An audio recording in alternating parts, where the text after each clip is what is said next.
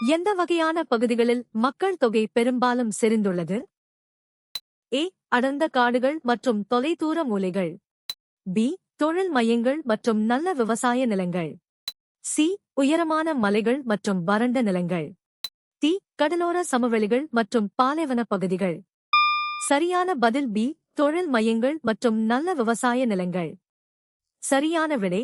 தொழில் மையங்கள் வேலைவாய்ப்புகளை வழங்குவதாலும் வளமான விவசாய நிலங்கள் உணவு பாதுகாப்பை உறுதி செய்வதாலும் மக்கள் அங்கு அதிக அளவில் குடியேறுகின்றனர். இத்தகைய பகுதிகள் சிறந்த உள்கட்டமைப்பு மற்றும் வாழ்வாதார வசதிகளைக் கொண்டுள்ளன. கடல் மீன் உற்பத்தியில் முன்னணியில் உள்ள இந்திய மாநிலம் எது? A. Tamil Nadu, Tamil Nadu. B. Gujarat, Gujarat. C. Kerala, Kerala. D. Maharashtra, Maharashtra. சரியான பதில் சி. கேரளா, கேரளா. சரியான விடை. கேரளா நீண்ட கடற்கரையையும் சாதகமான கடல் சூழலையும் கொண்டுள்ளதால் கடல் மீன் உற்பத்தியில் இந்தியாவில் முன்னணியில் உள்ளது. இங்குள்ள ஆழ்கடல் மீன்பிடித்தல் மற்றும் நவீன வசதிகள் உற்பத்தியை அதிகரிக்கின்றன. எந்த சின்னம் தலைகீழாக இருப்பதாக குறிப்பிடப்பட்டுள்ளது? ஏ. ஒரு தாமரை மலர். பி. ஓம் சின்னம். சி. ஒரு சங்கு. டி. ஒரு திரிசூலம். சரியான பதில் பி. ஓம் சின்னம். சரியான விடை. சில குறிப்பிட்ட கலை மற்றும் தத்துவ ரீதியான அமைப்புகளில் ஓம் சின்னம் தலைகீழாக குறிப்பிடப்பட்டிருக்கலாம். இது ஆன்மீக ரீதியான ஆழமான பொருளை குறிக்க பயன்படுத்தப்படுகிறது. பூகம்பங்கள் மற்றும் வெள்ளங்களைத் தவிர வேறு எந்த இயற்கை அபாயம் குறிப்பிடப்பட்டுள்ளது? ஏ. சுனாமிகள், சுனாமீஸ். பி. காடழிப்பு, டிஃபாரஸ்டேஷன். சி. போக்குவரத்து விபத்துகள், டிராஃபிக் ஆக்சிடென்ட்ஸ். டி. தொழில்துறை கசிவுகள், இண்டஸ்ட்ரியல் ஸ்பில்ஸ். சரியான பதில் ஏ. சுனாமிகள், சுனாமீஸ். சுனாமிகள் என்பவை கடலுக்கடியில் ஏற்படும் நிலநடுக்கம் அல்லது எரிமலை வெடிப்பால் உருவாகும் ராட்சத அலைகள் ஆகும். இவை நிலநடுக்கம் மற்றும் வெள்ளம் போன்றே ஒரு முக்கிய இயற்கை இடராகும். பி. காடழிப்பு என்பது மனித நடவடிக்கைகளால் ஏற்படும் சுற்றுச்சூழல் பாதிப்பாகும். இந்தியாவின் வட சமவெளிகள் படிவுகள் மற்றும் நிலப்பரப்பு பண்புகளின் அடிப்படையில் எத்தனை முக்கிய பகுதிகளாக பிரிக்கப்பட்டுள்ளன? ஏ. 4, 4. பி. 2, 2. சி. 5, 5. டி. 3, 3. சரியான பதில் ஏ. 4, 4. சரியான விடை. ஏ. சோகஸ்மேலி வட இந்திய சமவெளிகள் பாபர், தராய், பாங்கர் மற்றும் காதர் என 4 முக்கிய மண்டலங்களாக பிரிக்கப்பட்டுள்ளன. இவை படிவுகளின் தன்மை மற்றும் மண்ணின் வளத்தை அடிப்படையாகக் கொண்டு வகைப்படுத்தப்படுகின்றன. பின்வருவனவற்றில் ஒரு பேரழிவில் ஏற்படக்கூடிய இழப்பாக பட்டியலிடப்படாத எது? ஏ. பொருள், மெட்டீரியல். பி. சமூகம், சோஷியல். சி. கலாச்சார பாதுகாப்பு, கல்ச்சுரல் பிரிசர்வேஷன். டி. பொருளாதாரம், எகனாமிக். சரியான பதில் சி. கலாச்சார பாதுகாப்பு, கல்ச்சுரல் பிரிசர்வேஷன். சரியான விடை. சி. சோகஸ்மேலி கலாச்சார பாதுகாப்பு என்பது ஒரு பேரழிவின் போது பாதுகாக்கப்பட வேண்டிய ஒரு இலக்கே தவிர அது ஒரு இழப்பு, லாஸ் என பட்டியலிடப்படுவதில்லை. பேரழிவுகள் பொதுவாக அழிவை மட்டுமே ஏற்படுத்துகின்றன. கடலில் பகுதியளவு மூழ்கியுள்ள பனியாற்று பள்ளத்தாக்குகள் எவ்வாறு அழைக்கப்படுகின்றன? ஏ. முகத்துவாரங்கள், ஏஸ்டூரீஸ். பி. பனியாற்று பிளவு, ஃபியோர்ட்ஸ். சி. விரிகுடாக்கள், பேஸ். டி. காயல்கள், லகூன்ஸ். சரியான பதில் பி. பனியாற்று பிளவு, ஃபியோர்ட்ஸ். 6. பனியாறுகளால் அரிக்கப்பட்ட யு வடிவ பள்ளத்தாக்குகள் கடல் நீர் மட்டம் உயரும்போது நீரில் மூழ்கி பனியாற்று பிளவு, ஃபியோர்ட்ஸ் என அழைக்கப்படுகின்றன. இவை செங்குத்தான கரைகளைக் கொண்ட ஆழமான கடல் பகுதிகளாக காணப்படுகின்றன. பரம்பிக்குளம் ஆழியாறு திட்டத்தில் எத்தனை ஒன்றோடொன்று இணைக்கப்பட்ட நீர்த்தேக்கங்கள் திட்டமிடப்பட்டுள்ளன? ஏ. 8, 8. பி. 6, 6. சி. 5, 5. டி. 7, 7. சரியான பதில் டி. 7, 7. 6. பரம்பிக்குளம் ஆழியாறு திட்டம் என்பது ஆனைமலை பகுதியில் உள்ள 7 ஆறுகளின் நீரை ஒன்றோடொன்று இணைக்கப்பட்ட 7 நீர்த்தேக்கங்கள் மூலம் பயன்படுத்தும் திட்டமாகும். இது தமிழ்நாடு மற்றும் கேரள மாநிலங்களுக்கு இடையேயான ஒரு கூட்டு திட்டமாகும். சர்க் என்பது எந்த புவியியல் செயல்முறையுடன் தொடர்புடைய ஒரு நிலவடிவம்? ஏ. காற்று படிவு. பி. அலை அரிப்பு. சி. பனியாறு அரிப்பு. டி. பனியாறு படிவு. சரியான பதில் சி. பனியாறு அரிப்பு. 9. பனியாறுகள் மலையின் பக்கவாட்டுச் சுவர்களை அரிப்பதன் மூலம் உருவாகும் நாக்காலி போன்ற வடிவமுடைய பள்ளமே சர்க் எனப்படுகிறது. இது பனியாறு அரிப்பினால் ஏற்படும் ஒரு முக்கியமான நிலத்தோற்றமாகும். ஏ. காற்றுப்படிவு மணல் குன்றுகளை உருவாக்குகிறது. ஆப்பிரிக்க ஆறுகளில் நீளத்தில் ஜாம்பேசி ஆறு எந்த இடத்தை பிடிக்கிறது? ஏ. முதல் நீளமானது. பி. நான்காவது நீளமானது. சி. இரண்டாவது நீளமானது. டி. மூன்றாவது நீளமானது. சரியான பதில் பி. நான்காவது நீளமானது.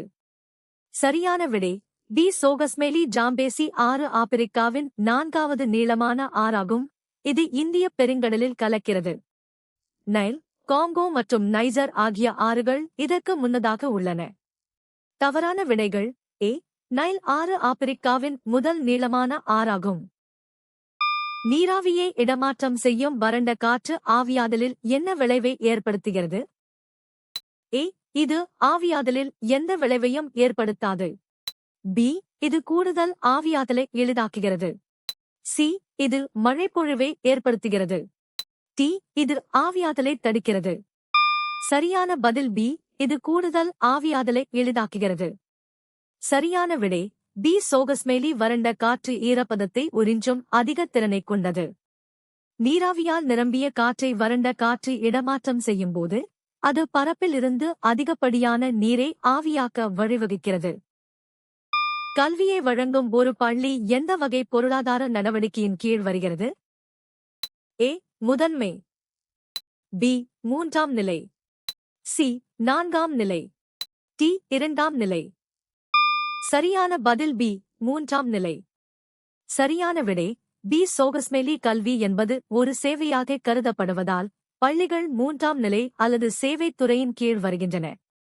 இத்துறை உற்பத்திக்கு பதிலாக மக்களுக்கு தேவையான சேவைகளை வழங்குவதில் கவனம் செலுத்துகிறது. எப்போதிலிருந்து இடம்பெயர்வு மனிதகுலத்துடன் நெருங்கிய உறவை பேணி வருகிறது? ஏ. நவீன சகாப்தம். பி. அதன் ஆரம்ப நிலை. சி. தொழில் புரட்சி. டி. கடந்த நூற்றாண்டு. சரியான பதில் பி. அதன் ஆரம்ப நிலை. கேள்வி 9. மனிதன் உணவு மற்றும் பாதுகாப்பான இருப்பிடத்தை தேடி அலைந்த காலத்திலிருந்தே, அதாவது மனித இனத்தின் ஆரம்ப நிலையிலிருந்தே இடம்பெயர்வு என்பது ஒரு தொடர்ச்சியான நிகழ்வாக உள்ளது. இது மனித நாகரிகத்தின் வளர்ச்சிக்கும் பரவலுக்கும் அடிப்படையாக அமைந்தது. இந்தியாவில் மொத்த மீன் உற்பத்தியில் எத்தனை சதவீதம் உள்நாட்டு மீன் வளர்ப்பிலிருந்து வருகிறது? ஏ. 90%. பி. 70%. சி. 50%. டி. 30%. சரியான பதில் பி. 70%. சரியான விடை இந்தியாவின் மொத்த மீன் உற்பத்தியில் சுமார் 70% உள்நாட்டு மீன் வளர்ப்பிலிருந்தே ஏரிகள், ஆறுகள், குளங்கள் கிடைக்கிறது. மீதமுள்ள 30% கடல் மீன் வளர்ப்பின் மூலம் பெறப்படுகிறது. வேதியியல் படிவு பாறைகள், கெமிக்கல் செடிமெண்டரி ராக்ஸ், முதன்மையாக எவ்வாறு உருவாகின்றன? ஏ. மணல் இறுகுவதால். பி. நீரிலிருந்து தாதுக்கள் வீழ்படிவதால். சி. எரிமலை வெடிப்புகள் மூலம். டி. பாறைக்குழம்பு குளிர்ந்து போவதால். சரியான பதில் பி. நீரிலிருந்து தாதுக்கள் வீழ்படிவதால். 1. நீரில் கரைந்துள்ள தாதுக்கள் ஆவியாதல் அல்லது வேதியியல் மாற்றங்கள் காரணமாக படிவுகளாக கீழே தங்குவதால் பிரெசிபிடேஷன் இப்பாறைகள் உருவாகின்றன. ஜிப்சம் மற்றும் பாறை உப்பு ஆகியவை இதற்கு சிறந்த உதாரணங்களாகும். ஒரு புவியியலாளரின் இன்றியமையாத கருவி எது? ஏ. வரைபடம். பி. புவிக்கோளம். சி. திசைகாட்டி. டி. அளவுகோல். சரியான பதில் பி. புவிக்கோளம்.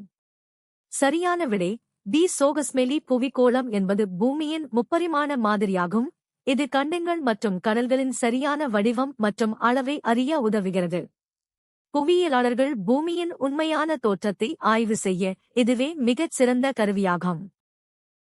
நிலநடுக்கத்தால் ஏற்படும் அதிர்வுகள் மலைப்பகுதிகளில் பெரும்பாலும் எதை தூண்டுகின்றன? ஏ நிலச்சரிவுகள் landslides. B tsunami tsunami. C பனிச்சரிவுகள் avalanches. டி காட்டுத்தீ wildfires. சரியான பதில் ஏ நிலச்சரிவுகள் லேண்ட்ஸ்லைட்ஸ். சரியான விடை ஏ சோகஸ்மேலி. நிலநடுக்கத்தின் போது ஏற்படும் அதிர்வுகள் மலைப்பகுதிகளில் உள்ள தளர்வான பாறைகள் மற்றும் மண்ணை சரிந்து விழச் செய்கின்றன. இது நிலச்சரிவு என அழைக்கப்படுகிறது மற்றும் மலைப்பகுதிகளில் பெரும் பாதிப்பை ஏற்படுத்துகிறது. காற்றின் திசையை அளவிடும் கருவி எது? ஏ காற்று வேகமானி anemometer. பி காற்றழுத்தமானி barometer. சி காற்று திசைகாட்டி wind vane. டி வெப்பநிலைமானி thermometer. சரியான பதில் சி காற்று திசைகாட்டி wind vane. 8 சரியான விடை சி சோகஸ்மெலி. காற்று திசைகாட்டி wind vane என்பது காற்று எந்த திசையிலிருந்து வீசுகிறது என்பதைக் கண்டறிய பயன்படும் ஒரு கருவியாகும். இது பொதுவாக கட்டிடங்களின் உச்சியில் பொருத்தப்பட்டு காற்றின் திசைக்கு ஏற்ப திரும்பும் முள்ளைக் கொண்டிருக்கும். நீங்கள் எத்தனை சரியாக பதிலளித்தீர்கள்?